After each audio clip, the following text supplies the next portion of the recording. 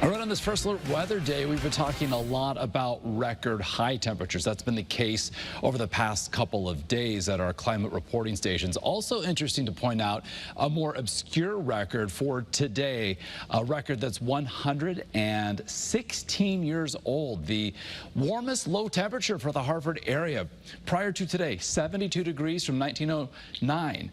Today, our low temperature so far, 75 degrees. We'll also set a new record for Bridgeport, and tomorrow we could do it all over again, 73, 72 respectively. So we've got very warm nights and of course very warm afternoons. Today we peaked officially at Bradley Airport at 99, so falling short of the century mark by a degree.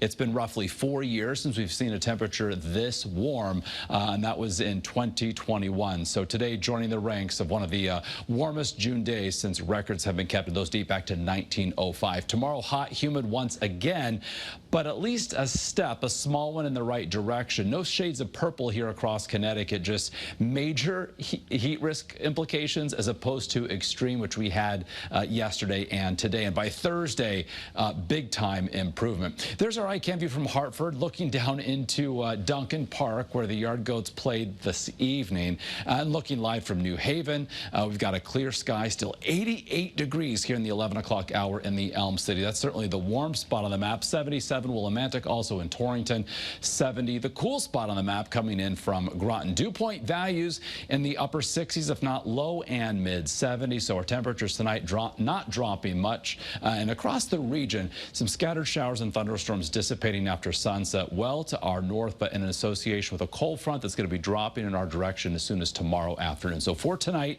mid 70s should do it for overnight lows. And the feels like trend tomorrow, the heat index up to, if not just over 100 degrees, 100, 105 possible tomorrow afternoon under ample sunshine. Air temperatures tomorrow, low and mid 90s, inland between 90 and 95 along the 95 corridor. On the allergy forecast, it's the grass and oak allergens that will prove problematic over the next couple of days as we close out the work week in that moderate category.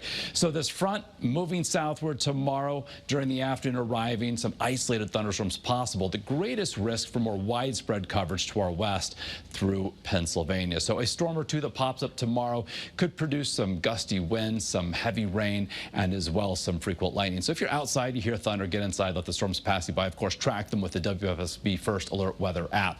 All right.